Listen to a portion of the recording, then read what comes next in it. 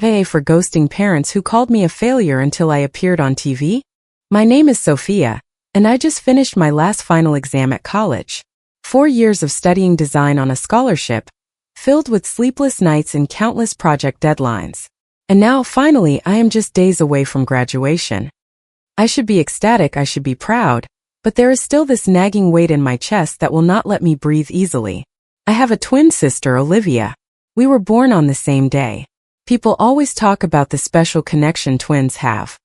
In my house, that connection was something else entirely. It felt like one of us was chosen to shine and the other was just in the way. Since we were little girls, Olivia was the golden child, the one who truly understood how the world worked, the one destined for great things. I, on the other hand, was the one who drew, as if it were a strange quirk I would eventually outgrow.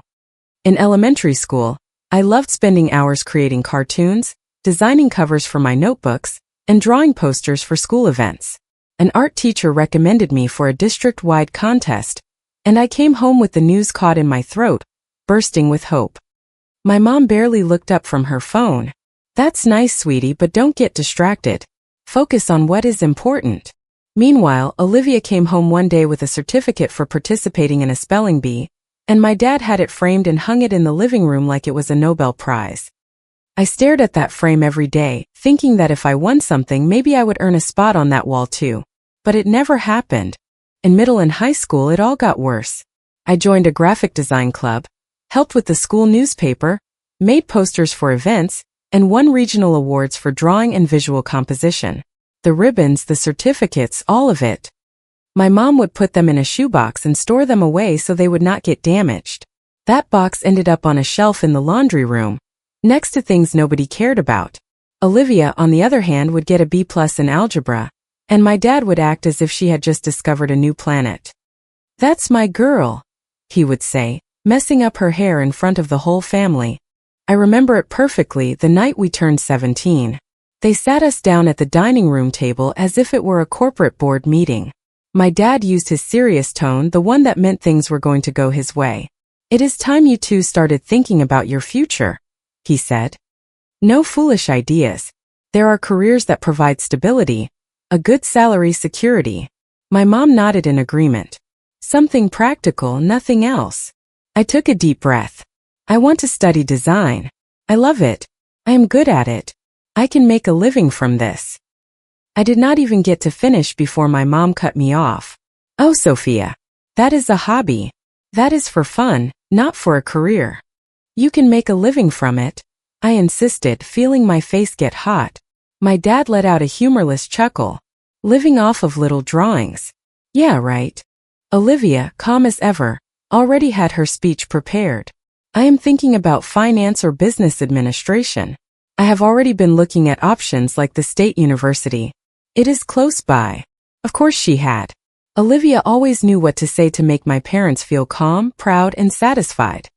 She understood from a young age that being the favorite meant never rocking the boat. I could not do it, I just could not, so I did something I had never done before.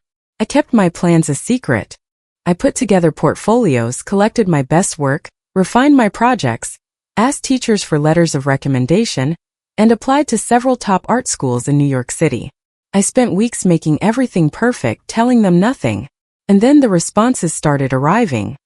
Not only was I accepted, but I was also offered financial aid. A substantial scholarship.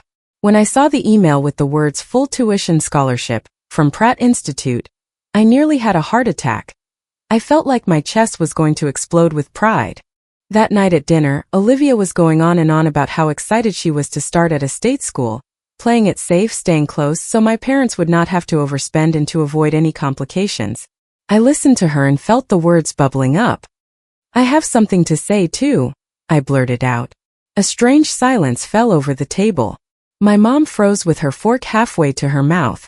My dad looked at me with suspicion. Olivia just gave me that little smirk she used when she knew something was about to go wrong for me. "I got accepted into several schools in New York," I said, "to study design." My dad's face changed in an instant. The color drained from it and then rushed back. My mom's eyes went wide, as if I had just announced I was moving to another country. "You are out of your mind," my dad said, slamming his palm down on the table. "To do what?" Go off and doodle for a living. It is not doodling, I shot back, my voice rising. It is industrial design, graphic design, visual communication. It is a profession. Profession, he repeated, laughing that ugly laugh. Do not be ridiculous. Olivia let out a tiny laugh. It was quiet, but I heard it. She covered her mouth as if she were embarrassed, but it was not embarrassment, it was mockery. I stood up without thinking. This is my thing. I can build a career in this. My dad stood up too. You know what my thing is? That you have a stable job, that you can support yourself. Not that you go chasing fantasies. I had the scholarship letters ready to mention. I had the perfect argument. You will not have to pay for anything. They are giving me a full ride. But I stopped. Something in his eyes made it clear that it was not about the money. It was about contempt. They had already labeled me as the disappointment. I am not giving this up, I said, my voice softer now. It is my dream. Then you are on your own, he said. I am not giving you a single dollar to waste years playing at being an artist. Dinner ended in silence. After that night, the house felt cold. My parents spoke to me only when necessary. Pass the salt. Turn off the light. Did you finish your chores? Olivia would approach me when they were not around and drop her little comments like tiny, sharp stones. Honestly, Sophia, she would say, I do not know what you expect. You are going to end up broke and frustrated. The months felt eternal. I counted the days until I could leave. When the time finally came, I packed my bags alone. No one helped me, no one wished me luck, no one drove me to the bus station. I left my small town for New York City on a bus with one suitcase, my laptop, and a heart full of fear. And yet, those 4 years in Brooklyn were the best thing that ever happened to me. I poured everything I had into my design studies. I dove into every workshop, every project. I stayed late at the studio. I made friends. I learned to defend my ideas. I learned to listen to clients. I learned to fail and start over. I had my work featured in internal university exhibitions. For my senior thesis, I designed a complete renovation proposal for a community center, creating dignified, functional spaces filled with light, using accessible materials. My professor told me it was one of the best projects he had seen in years. I held on to that phrase like it was a lucky charm. I rarely spoke with my family, just quick, obligatory calls. My mom would ask, "Are you still doing that design thing?" I would say yes, and she would change the subject. I never went home for the holidays. I could not imagine sitting at that table again, listening to them praise Olivia while treating me like a mistake. And now, 3 days before graduating, I found myself with the phone in my hand, staring at my home number as if it were a locked door. I dialed before I could change my mind. Hello? My mom's voice was the same. Hi, Mom. It is me. I wanted to invite you to my graduation. It is this Saturday. There was a silence. I am going to be busy that day, she answered, as if she were saying she was going to the grocery store. We are getting ready for your sister's graduation party. A knot formed in my stomach. Still I pushed. Mom, Olivia's graduation is not for another 2 weeks. You could come to both. Another longer silence. We are not coming, Sophia. We are not interested. We wish you well. And she hung up. I held the phone to my ear for a second, unable to process what had just happened. It did not surprise me, not really. Deep down I already knew. They never came to anything that mattered to me. But even knowing that, it still hurt. Saturday arrived. I graduated. I walked across that stage, received my diploma, and took pictures with my friends. It was a beautiful day, the auditorium was packed, the professors were emotional, and families were cheering. I smiled for the photos, but inside I felt a hollow ache every time I looked out at the audience and saw not a single familiar face from my own family. The following week I moved out of the room I was renting and into a small, shared apartment in Queens, close to a subway line so I would not waste half my day commuting. I had saved up money from part-time jobs tutoring design software and taking on freelance projects for logos and 3D renderings. I was not rich, but I had enough for rent and groceries while I searched for a full-time job. A few weeks after my graduation, I was scrolling through social media when I saw Olivia's post. Photos from her ceremony. There were my parents, all dressed up, beaming, my dad with his arm around her shoulders. My mom holding a huge bouquet of flowers. They looked so happy, so proud, as if that were the only graduation that existed in the universe. The caption said something like, "So grateful to my parents for always supporting me. I love you guys." I told myself I did not care. I repeated it over and over that I was done expecting anything from them, and yet it stung. Shortly after, Olivia posted again. She was announcing a party to celebrate her graduation with family and friends. "Message me if you want to come." And then an idea came to me that seemed logical at the time. Maybe this was an opportunity to fix things. A party for both of us, something symbolic. We are twins, we are family. I clung to that idea like a lifeline. I called my mom. "Hi, Mom. It is Sophia. I saw the post about Olivia's party. I thought maybe I could come, and it could be a celebration for both of us. A double party." The silence on the other end was so long I thought the call had dropped. "Do not even think about it," she finally said, her voice like ice. "We do not want you there, Sophia. You made your choice when you decided to become a starving artist instead of studying something real. We are not going to celebrate that." I felt like she had slapped me. "How can you say that to me?" I stammered. "I graduated with honors. I have a degree. I am looking for a job in my field." "Your field is a joke," she replied. "You are throwing your life away, and we are not going to pretend otherwise just so you do not feel bad." And she hung up on me again. That day I cried for hours. It was not a gentle sadness. I cried with rage, with helplessness, with that horrible mix of, why am I not enough? And what did I do to deserve this? And then when I had no tears left, something inside me shifted. If they truly believed I was a failed artist, I was going to show them exactly what that failure was capable of. I threw myself completely into my job search. I updated my portfolio, sent out dozens of applications, networked with everyone I knew, and knocked on doors. In those weeks, I landed several interviews. The third one was at a high-end interior design firm in Soho, the kind that worked with big-budget clients, massive downtown lofts, elegant corporate offices, and projects that ended up in magazines. The owner was a woman named Catherine Reed, direct and sharp, with eyes that saw everything. "Your portfolio is strong," she told me, flipping through the pages as if she were reading my life story. "The community center project has heart, and it has technique." "Thank you," I answered, trying to keep my voice steady. "I am going to be honest with you," she continued. "Our clients are people with a lot of money, people who spend more on a living room than most people make in a year. Can you handle that?" I thought about my childhood home, about our living room without a single piece of my art on the walls, about my awards stored away like trash. I thought about my dad's voice saying, "Fantasies." "I can," I said. "I design for anyone and I do it well." Catherine closed the portfolio. "I am going to give you a skills test, a short exercise in real time, and I need 2 references." I did it that same week. I barely slept, checked everything 1,000 times, and delivered a proposal so detailed it was as if my life depended on it. A week later she called me. "You start on Monday," she said. I walked out of that office feeling like I was floating on air. On my first day I met Isabel, another young designer who had been there for a few months. She was quick-witted, funny, and had a talent that was obvious in the way she held a pencil. We clicked immediately. During lunch, sitting with salads in our hands and our phones buzzing with work tasks, Isabel told me, "I do not want to spend my whole life working for someone else.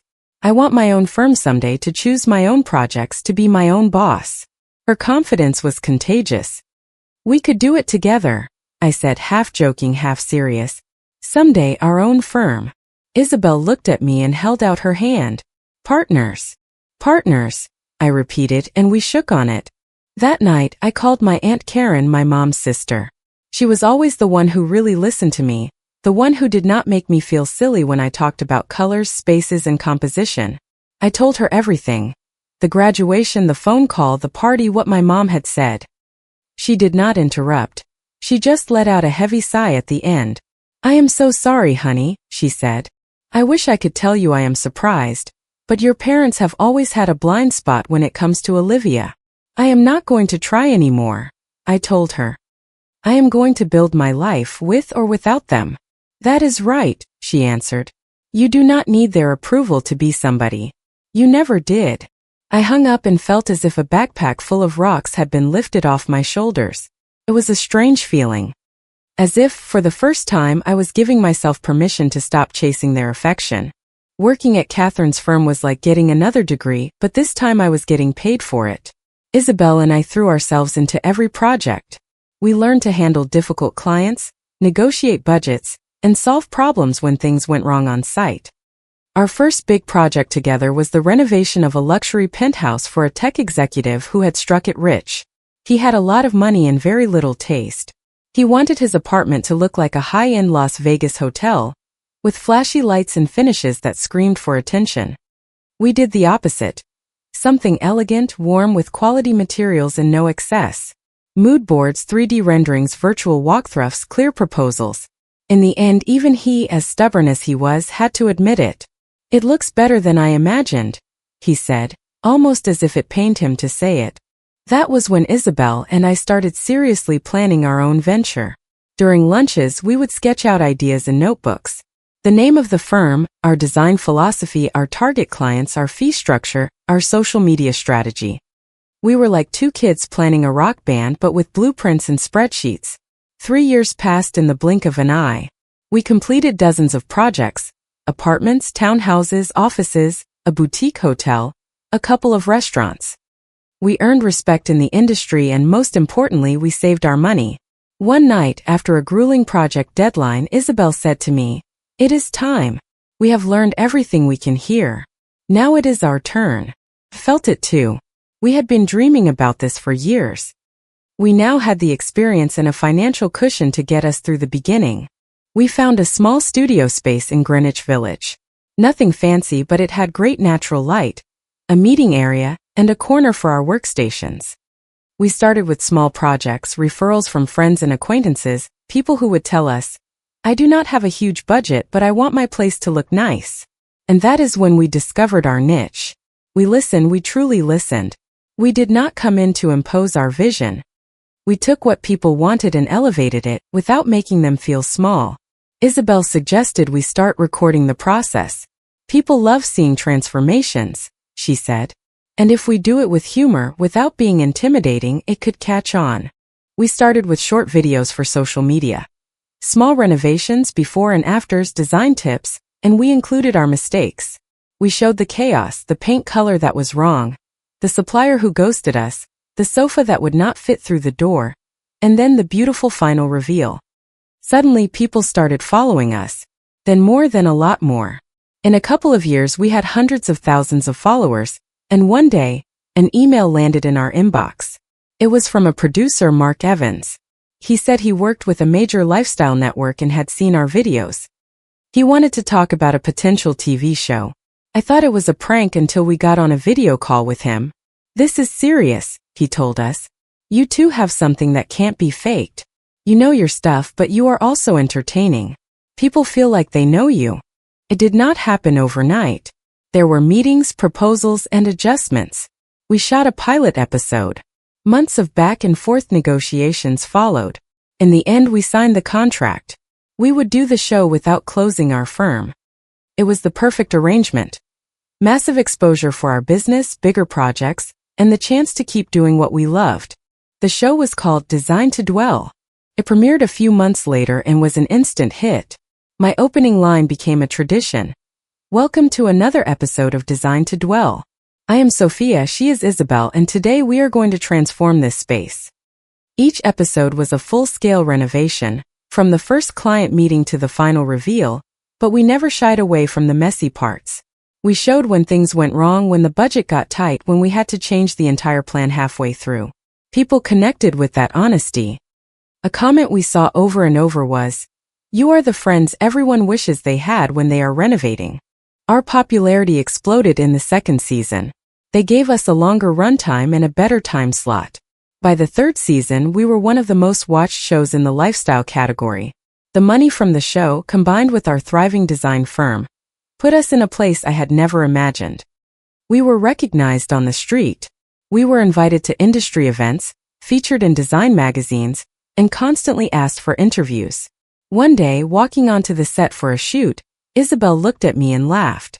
"Can you believe this? This is our life. Sometimes I feel like I am dreaming, I replied. And then the memory hit me. Years ago I was alone packing a suitcase, being told that I was worthless, that I was a starving artist. I wanted something more. A space of my own, a house where every wall reflected a decision I made, not out of fear or for anyone else's approval. I spent months searching, and when I found the house I knew. It was an old brownstone in Brooklyn with a solid structure, original details, and enormous potential. It was neglected and desperately needed a complete renovation. It was perfect. It was the kind of project I could narrate from beginning to end. To buy it, I did what most people do. I took out a mortgage, committing to a monthly payment that was honestly terrifying but one I knew I could afford. I said to Isabel, "What if we do a special series for the show? My house, the whole process." Her eyes lit up. "People are going to go crazy watching you design for yourself." The network loved the idea. We produced a 3-part special. We showed every decision. The color palettes, the materials, the custom cabinetry, the lighting plan, and the creation of a workspace that was finally mine. The house was featured in magazines. People talked about my style as if they had known it for years. And I, standing in my finished living room, surrounded by furniture I had chosen and art from local artists I supported, felt a sense of peace I had never known. The best part of all this? My parents had no idea. And honestly, I preferred it that way. This success was mine, built without their applause, without their permission. Life was at its peak. We were filming the 4th season. Our firm had a waiting list of almost a year. I was living in my dream house, a house I would not have even dared to imagine before. And then on a Tuesday morning my phone rang. On the screen was the number from my childhood home. A number I had not seen in years. I answered cautiously. "Hello. Sophia, my love," my mom said. Her voice was warm, soft, almost sweet, as if she had never hung up on me in her life. That sweet voice was a mask. "It is me." I stayed quiet for a second. "What do you want?" "Oh, sweetie," she continued. "Your father and I saw you on TV. We had no idea you were doing so well. We are so proud of you." I laughed internally, but there was no joy in it. "What do you need, Mom?" There was a short, calculated pause. "Look," she said. "We have been thinking a lot. We were wrong about things, we admit it. But you know, people change. We were just worried about your future." "Uh-huh," I answered, my voice flat. "And now we want to be close. We want to celebrate with you. Be a part of your life." I could hear the falseness, that syrupy tone people use when they want something. "You only want to be close because now there is money," I said. "That is not true," she replied, her voice full of mock offense. "It is just that since you are doing so well, maybe you could help us out a little bit. Just for a while." There it was. The real reason. Help them. "How?" "We are going through a difficult time," she said. "Nothing serious, just a rough patch. A few things piled up. And you, well, you are in a position to help." Her words from years ago came rushing back. "Mom, you said you were not going to celebrate the achievements of a failed artist. You said that." "Sophia, that is enough," she responded. "You have to learn to forgive. Family is family. Family is family," I repeated, feeling the anger slowly building. "Funny how you only remember that when it is convenient for you." And I hung up. I thought that would be the end of it, but it was not. In the following weeks they called me again and again. My mom, my dad, then Olivia too. When I stopped answering, the text started. "Please talk to us. We love you." From my mom. "I can't believe you are being like this with your own family." From my dad. "You were always selfish." From Olivia. Then the messages got more desperate, more aggressive. "If you do not help them, people are going to find out what kind of person you really are." From Olivia. "You are going to regret this." From my dad. And then came the message that pushed me over the edge. "I am going to give interviews and tell everyone how you abandoned us when we were in trouble. Let's see what your fans think about that." That was from Olivia. At that point it was no longer sadness, it was a cold, clear fury. I called my lawyer, Daniel Shapiro. He had handled our show contracts and had become a trusted advisor. "They are threatening to spread lies about me," I told him. "They want to ruin my reputation." "Do you have proof?" he asked. Screenshots of everything. Perfect, he answered without hesitation. I will send them a formal cease and desist letter. If they try to defame you publicly, we will proceed with legal action. Daniel drafted a firm, clear document free of drama, just facts. That we had evidence of harassment and threats, that they were to stop all contact, and that any attempt to tarnish my name would have serious legal consequences. After the letter was sent, there was silence. They did not call again, not a single text. Months later, my Aunt Karen called me. I have to tell you something, she said, her voice serious. So you understand why they were being so intense? I already know, I answered. They wanted money. Yes, but it is more than that, she said. Olivia started a business after she graduated. Your parents invested in it, and not just a little. What kind of business? I asked, though I could already guess. An online boutique, jewelry, accessories, that kind of thing. She bought inventory like she was going to be the next big thing. She blew money on advertising without knowing what she was doing. She was left with a garage full of product, and your parents, as always, were convinced she was going to be a huge entrepreneur. I stayed quiet. And to help her, my aunt continued, they took out a home equity line of credit. They got in over their heads, fell behind on payments, and now the bank is threatening to foreclose. How bad is it? I asked. Very bad, Sophia. They are at risk of losing the house. At that moment I should have felt pity. The logical response would have been compassion. But all I felt was exhaustion. An old deep exhaustion. Thanks for telling me, Aunt Karen, I answered. Are you okay? She asked carefully. I am okay, I said. And it was true. In fact, I am at peace. For the first time I hung up the phone and just looked around my living room, my house, my life. I had not pushed them into debt. I had not asked them to bet everything on Olivia. They had made their choices and they had chosen how they treated me. Year after year, Isabel and I kept working, kept filming. The firm grew. We started planning a line of home goods, brand collaborations, maybe a simple book on design principles for all the people who told us, I do not know anything about this, but I want my home to be beautiful. One day after we wrapped a shoot, Isabel asked me, do you have any regrets about what happened? With your family, with cutting them out of your life? I really thought about it, not to give the right answer but to be honest with myself. No, I answered. I do not regret it. Isabel nodded as if she already knew the answer. They had years to support you, to see you, to treat you like you mattered. And they did not want to, I said. Then do not carry guilt that is not yours to carry, she concluded. I built myself up on my own, and that was what mattered most. I proved to myself that I was not wrong for choosing design, that it was not a fantasy or a whim, it was my path. My parents can keep their drama, their favoritism, and their conditional love. I ended up with something much better.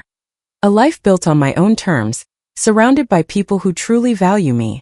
And that, honestly, is something I would not trade for anything in the world. Comment. Your value isn't determined by someone else's inability to see it. Setting boundaries isn't an act of aggression. It is an act of self-respect. True kindness must always start with being kind to yourself. You are responsible for your own happiness, not for fixing other people's choices. Healing doesn't always mean reconciliation. Sometimes it means finding peace and letting go and building a life you are proud of. You can invest your energy into building your dreams or fighting old battles. Choose to build something beautiful with your own hands. Remember that your peace is the most valuable thing you can protect. If you liked it, don't forget to leave a comment and support the channel by subscribing. See you in the upcoming stories.